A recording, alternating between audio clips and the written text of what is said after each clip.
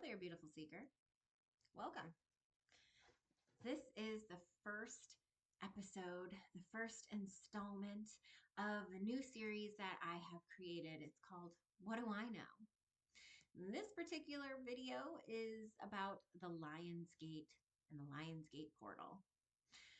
So, what these videos are going to do is I have a lot of knowledge. Excuse me, I have a lot of energy, but I have a lot of knowledge, and I'm here to share it with you. I figure this would just be a great idea. So, um, the first section is going to be what I already know. The second section is going to be what I've learned after doing the research, more research. And then the last section is going to be what to do with it. Why do you care? How to use it, and how does it pertain to your life? Okay? So in this particular video, we are talking about the Lionsgate portal. We're going to talk about star seeds. Now, I do say in the video that like the Lionsgate is a starseed thing. It doesn't mean that it's only a starseed thing. It just honestly, that's when it came to me, is while I was doing research about starseeds and what the mission is and all that stuff. It's not all inclusive. The whole video does not talk about every single detail about Lionsgate, okay? I covered as much as I possibly could, but I'm sure that someone can find something that I did not mention, or you can contradict things that I say. Why? Because it's just the way life works. But I'm going to talk about star seeds, the Lionsgate, how it's pertaining, like what it is to the star seeds. Excuse me. The significance of numbers. We talk about when the Lionsgate takes place, the significance of the number 8, what happens on the Lionsgate, and what does the energy feel like during the entire portal. We talk about Leo season and what's being highlighted and heightened. Now, both first part and second part talk about those things. And then there's like other little tidbits that are thrown in there. And that third section is really where I dive into like the 7 or 8 different things that you really can do to tap into the energy and use it to be successful. So I really hope that you enjoy this. I enjoyed making it so much. I can't wait for you to see it. So go ahead. Go ahead. Stay tuned.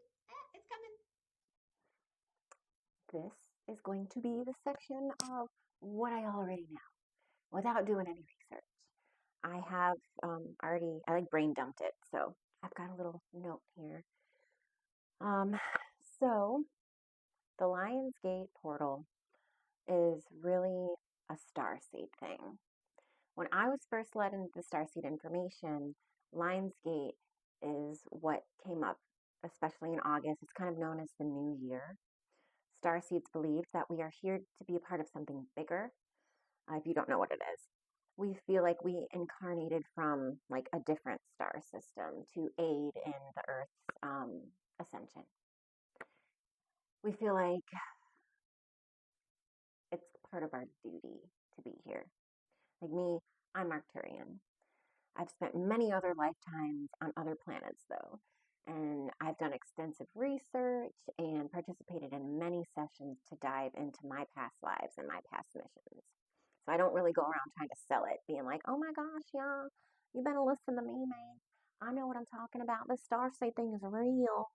It's a personal thing. It's like me being a Sagittarius and loving astrology. I don't push it on anybody, which is why you never hear me talk about it. But it is something that I am deep into. And so this would be the new year for us starseeds.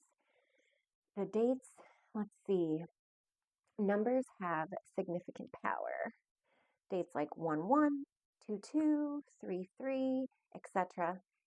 They're important days. They carry energy. The Lionsgate.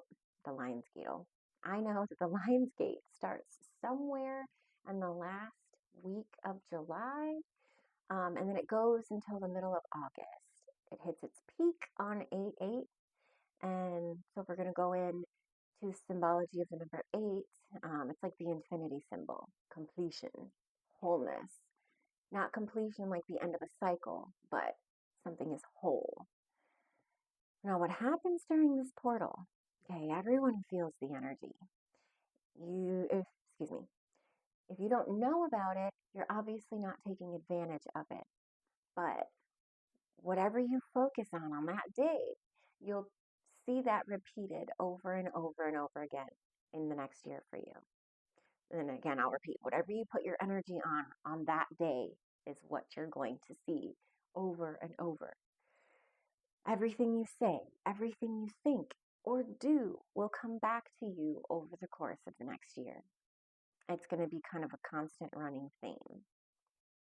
And what the energy feels like right now in this portal, especially the last few days, it's had us feeling extremely overcharged. Not like we've had like too much coffee and our hearts are palpitating, but more like, oh damn, there's a lot of stuff going on, but I can handle it. All right, okay, cool. One step at a time. Like there's more things going on, but we feel less frazzled about going through it. Now we're also, this is the Lionsgate portal, it's in Leo. So it's all about Leo energy. Just think about it. Like your courage is being highlighted. Your energy is standing out. Your light, it's shining brighter. Why do I pay attention to it? Because it's fun. It's another layer. It's not something that like every astrologer is into. And I like to be multifaceted.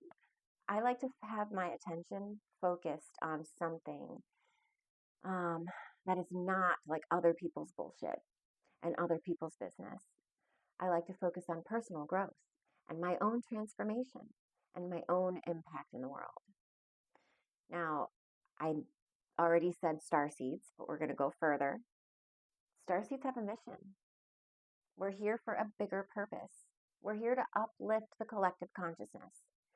We have fallen so far into the 3D darkness and violence and distortion, the patriarchy, but not just the patriarchy. There's a distorted matriarchy as well. The wounded feminine and masculine as a whole in society has literally brought us down. We can blame each other all we want, but it really is down to both sexes. It is no good to dwell on the whys of the experience and like how we've gotten here. What we do is we try to work with the current energy to correct it from the inside out.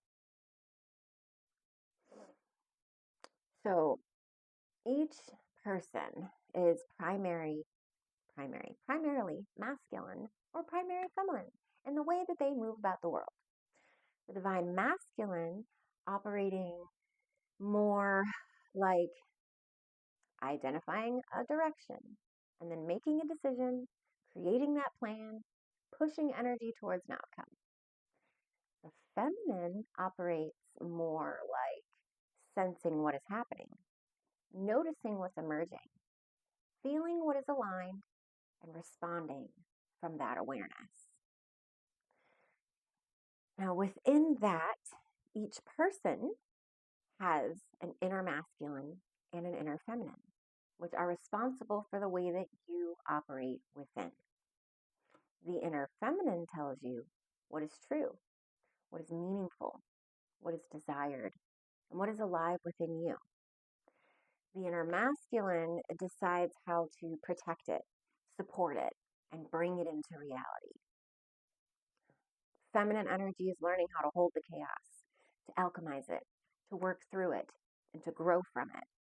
The inner feminine is responsible for emotions, creating your best, happiest life, feeling and being present, doing the things that color your world, doing the things that uplift you. Masculine energy, it builds, it holds, it protects, it secures, it provides stability, holding me steady so I don't act on the impulsive emotions that I feel within. It's about self-discipline, making sure that I accomplish the things that I need to accomplish, and acting responsibly, not controlling the whole situation, being more peaceful, really more stoic. Now me, I have both masculine and feminine within me. I have had to cultivate balance within myself before I can even step into my feminine essence, being a divine feminine. I have to cultivate that balance before I can create any change on a societal level, in my tribe, in my community. Now, as starseeds, we work within so that we can heal the collective fields. That's how light workers, like the word light worker, came about. We tap into the energy of the stars every day and every month. We work to heal those parts of ourselves. We manifest the change we want to see come in. It's continuous. The Lionsgate portal ties into that. So if you're on this starseed journey, and if you're just starting the starseed journey, welcome. The Lionsgate portal is a perfect place to begin because you're being upgraded, you're being up leveled. So this is what I know. I know that every single August 8th, I wake up in the morning and I try to focus on what I want to happen. I mentally tell myself and I mentally affirm that everything I want has already happened. And I don't dwell on the things that are bugging me. Ultimately, when you do that, you're literally going to repeat it all year long. So you're very intentional on August 8th. Okay, so this is what I know. All right, now I've done some research. I watched a whole bunch of videos. I'm also a Googler, so I Googled some shit. And I like to play around Chat GPT a little bit just to get a bunch of different perspectives on ways to interpret this. Okay, well, let's get started. So, what I learned is that the number 8 is associated with abundance and balance. I know I said wholeness, but to me, it kind of ties in. It's kind of the same thing. But it is made basically of two spheres or circles interconnected with each other. And the way it was described is like two central suns sitting right beside each other, amplifying the energy. And those two suns would be Sirius and the sun. And the number 8 can represent balance, abundance, up levelings, and two energies working together and amplifying each other. The Lionsgate portal is described as an alignment involving Sirius, the sun, and the 3 stars of Orion's belt. Sirius has this thing, it's like an annual rising. It's a heliacal, Heliacal, rising is what it's called. It means that Sirius reappears in the sky around dawn after being hidden by the sun's glare. And that happens around July 25th. And that's considered the beginning of the portal, which makes sense as to when I said that, the last week of July, I knew that was significant. Now, the portal peaks on August 8th, which is considered the portal day, and then it ends around the 12th.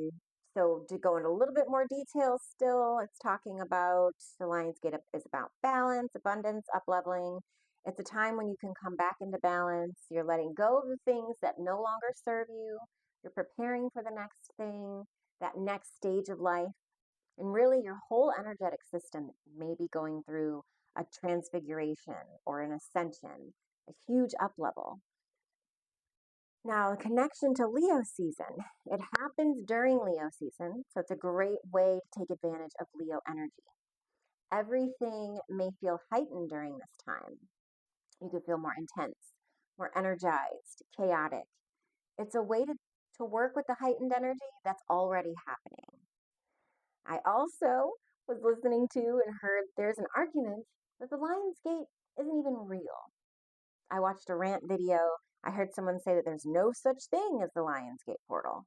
She said it's all based on the fact that this is the Gregorian calendar, and since the Gregorian calendar didn't exist back in the day, the 8-8 portals, the 11-11s, the 1-1s, the 2-2s can't really be a thing. She said Sirius is never conjunct with the sun or Orion, and she's sick and tired of people pushing false information. The criticism seems to be, really, that the dates are based on our modern calendar, the astronomical claims in the sky are not completely accurate and that people are repeating the information without questioning it. Now, what I gotta say to that is, guess what? We're not living in ancient times. We are living in modern times. Whether the Lion's Gate has been observed for hundreds and hundreds of thousands of years or only for the last 80 years, people are putting energy into it now, which gives it potency. The collective energy being placed on something, it contributes to the power. So something does not have to be ancient to have meaning. Something does not have to have been practiced in exactly the same way for thousands of years to be useful now. Now, how does the collective meaning create potency? This applies to anything. Christmas, Halloween, the winter solstice, the summer solstice, the fall equinox, your birthday, numbers. 1111 is considered an important number. Why? Because people gave meaning to it. They notice it. They focus on it. People place energy and significance into it. And that collective focus is what gives it the potency. I love that. When you hear the ding, it's like confirmation. Let's see. Sacred practices across different cultures. Every culture has had things that were sacred to them. That does not mean that those things were only sacred to that culture, to continue the argument. It does not mean that every culture called them the same thing. One person or group or culture or tribe may have had the same customs, but called it something else. They may have observed it a little differently or celebrated it on a different date, and they may have used a different calendar. They didn't all use the same calendars back in the day. We do not all share the same historical system for measuring time. That does not mean that the meaning disappears. Are we really going to argue over which exact day something is supposed to be celebrated on?